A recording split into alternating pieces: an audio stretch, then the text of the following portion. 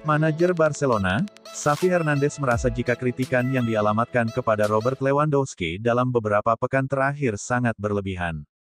Lewandowski sempat mendulang satu gol melalui sepakan penalti di menit ke-88 sekaligus membantu Barca menang 1-2 atas Barcelona.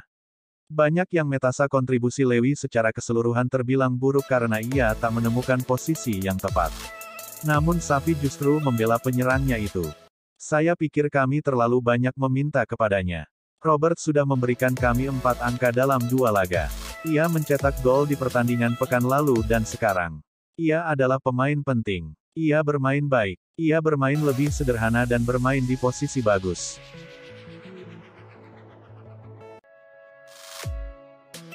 Nama Jesper mulai banyak dikenal publik sepak bola sejak memutuskan pindah ke Eintracht Frankfurt pada musim panas 2021 lalu.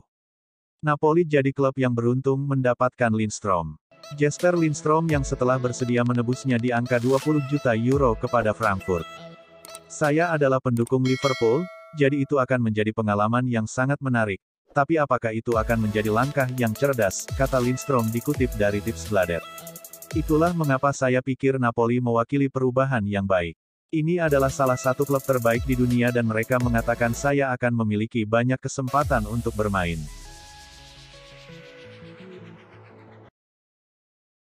Teka-teki masa depan Mason Greenwood akhirnya terpecahkan pada deadline day bursa transfer musim panas 2023.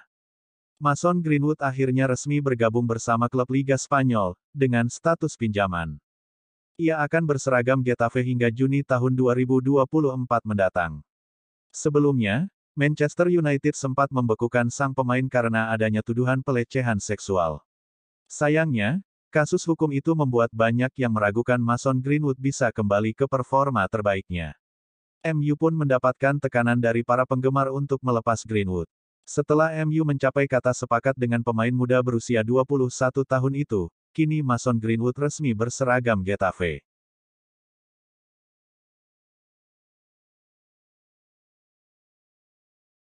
Bos Liverpool Jurgen Klopp mengaku puas melihat penampilan anak-anak asuhnya yang tampil begitu meyakinkan saat menghajar Aston Villa.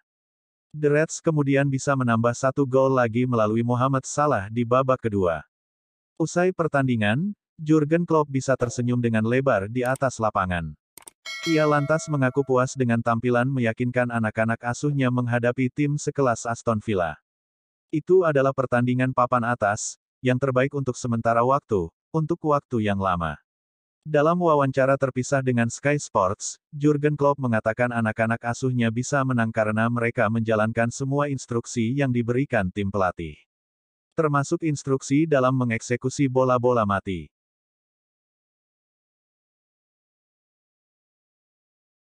Kai Havertz sempat membuang sebuah peluang emas saat sudah berdiri bebas di depan gawang Manchester United. Ia pun langsung viral di sosial media dan jadi bahan olok-olok. The Gunners sempat tertinggal lebih dulu lewat gol Marcus Rashford di menit ke-27.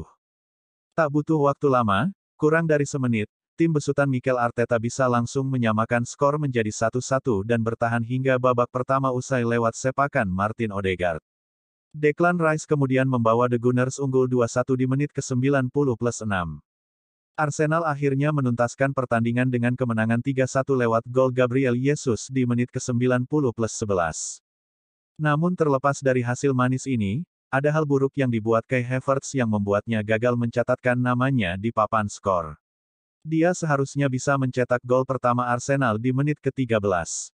Alhasil, Kai Havertz pun langsung menjadi sorotan dan menjadi bahan olok-olok di sosial media setelah videonya viral. Media Inggris menulis, 65 juta pound, hanya untuk ini. Sejak direkrut Arsenal dari Chelsea membuat beberapa fans mendoakannya agar tak lagi buang-buang peluang emas. Kedatangan Sofyan Amrabat sebagai gelandang baru Manchester United, memiliki peran krusial terutama di lini tengah MU. Setelah cukup lama dikait-kaitkan, Sofyan Amrabat akhirnya benar-benar bergabung bersama MU meski hanya berstatus pinjaman. Menurut Ferdinand, MU telah mendapatkan pemain yang bagus dalam diri Amrabat. Saya berkesempatan melihat langsung permainannya sekitar 2 atau 3 kali di Piala Dunia, dan saya bisa katakan dia bermain dengan bagus, bahkan saat menghadapi Prancis, ujar Rio Ferdinand mengenai Sofyan Amrabat kepada FIBA with 5. Menurut Rio Ferdinand, MU saat ini sangat membutuhkan gelandang bertahan di tim mereka. Jadi kedatangan Sofyan Amrabat benar-benar jadi solusi bagi kebutuhan setan merah. Dia bisa menjadi pelapis yang bagus bagi Casemiro, karena kita tidak tahu kapan Casemiro akan terkena skorsing atau butuh istirahat, ujar Ferdinand. Leon Goretzka tak dipanggil oleh Hansi Flick untuk memperkuat timnas Jerman pada FIFA Matchday pertama di musim 2023-2024 ini. Leon Goretzka bisa dibilang masih berada dalam performa terbaiknya. Meski nasibnya di Allianz Arena sempat dipertanyakan, pemain 28 tahun itu berhasil membuktikan diri sebagai starting 11 Thomas Tuchel dalam 3 laga pertama Bundesliga musim ini. Sang pemain mengaku sangat kecewa karena namanya tak dipanggil untuk memperkuat timnas. Akan tetapi, Goretzka mengaku memahami maksud Hansi Flick setelah pelatih Der Panzer itu secara pribadi berbicara padanya. Saya tahu apa yang harus saya lakukan sekarang. Saya yakin pintu untuk memperkuat timnas akan kembali terbuka dan menurut saya wajar merasa kecewa. Saya sama sekali tak menyangka tak akan dipanggil, ujar Goretzka dalam wawancara pasca laga kontra Gladbach, dilansir dari Kicker. Striker Brentford Ivan Toney akan menjadi target buruan utama dari skuad Chelsea di bursa transfer musim dingin yang akan datang. Karena itu Pochettino langsung menargetkan Ivan Toney dari Brentford musim dingin mendatang. Dilansir dari Evening Standard, keputusan Pochettino ini sendiri tak lepas dari tumpulnya lini serang Chelsea saat ini yang baru mencetak 5 gol dari 4 laga. Namun yang cukup menarik untuk dibahas adalah Ivan Toney sendiri saat ini masih belum bisa bermain di Premier League. Sang striker mendapatkan sanksi dari FA karena kedapatan melanggar peraturan dengan berjudi. Di sisi lain Brentford sendiri sebenarnya tak rela untuk melepaskan striker andalannya tersebut dan akan mencoba untuk membentengi Toney dengan bandrol harga yang tinggi.